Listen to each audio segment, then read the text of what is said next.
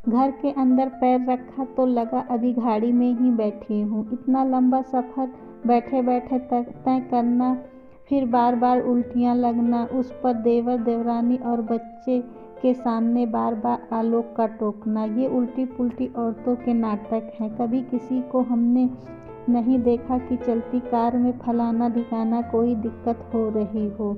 रास्ते में देवरानी कभी मुझे नींबू पानी दे रही होती तो कभी बच्चे बैग से निकाल कर खाना खिला रहे होते हैं।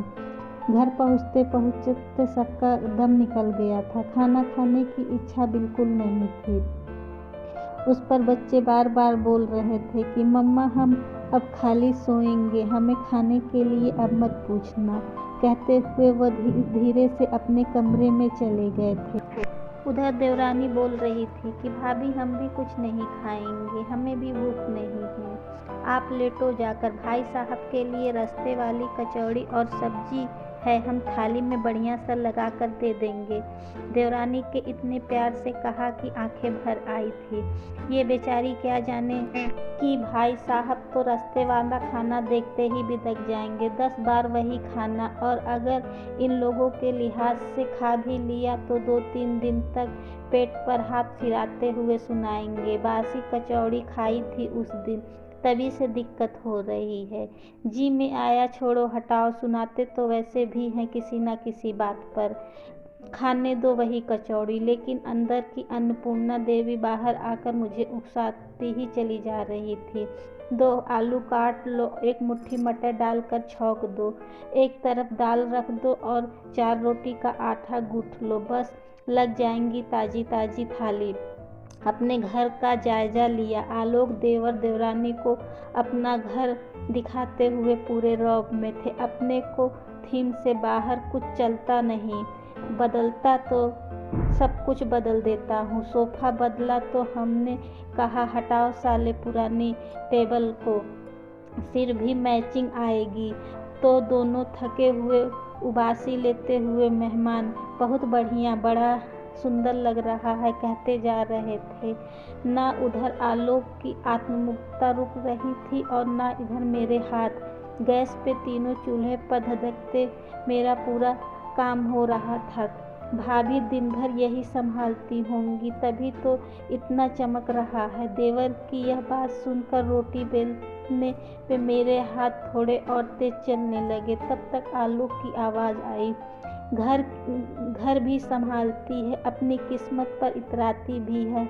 हर किसी के भाग्य में ऐसा घर थोड़े ही होता है। वे बात अब अलग है कि इस बात के लिए एहसान कभी नहीं मानती है।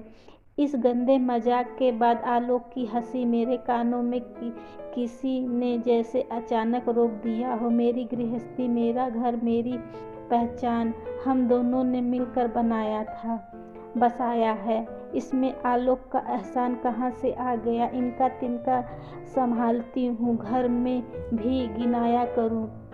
पता नहीं सफ़र की थकान थी या इन शब्दों की धड़ास, मन में अजीब सा हो गया था।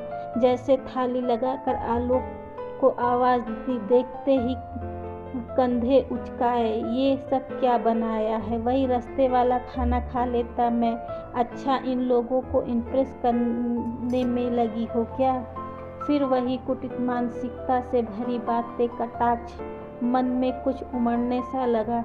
पूरी तमन्ना से आलोक एक बार फिर एक रोटी निपटाते जा रहे थे। उनको छोड़कर सब उस भारी माहौल के प्रभाव में थे। देवर साथ देने के लिए एक रोटी जबरन खाने लगा था और देवरानी किचन साफ करने में लग गई थी। भाभी इतना अच्छा खाना बनाती हैं, तभी तो भैया बाहर का खाना मन से नहीं खाते हैं। मेरी गुम मुस्कान वापस लाने की गरज से देवर ने तारीफ करते हुए आलोक की ओर देखा। उधर से एक डकार के सिवा कुछ नहीं मिला। मैंने एक गिलास पानी पीकर अपने अंदर का कुछ बिखरा हुआ समेटा और हंसते हुए जवाब दिया, हाँ, घर का खाना ये मन से खाते हैं, साथ ही किस्मत पर भी इतराते हैं। हर किसी की किस्मत में थोड़ी ही होता है, भले ही बीबी बीमार हो, लेकिन थाली पसंद की ही मिलेगी। आलोक ने मुझे अजीब ढंग से घुरा।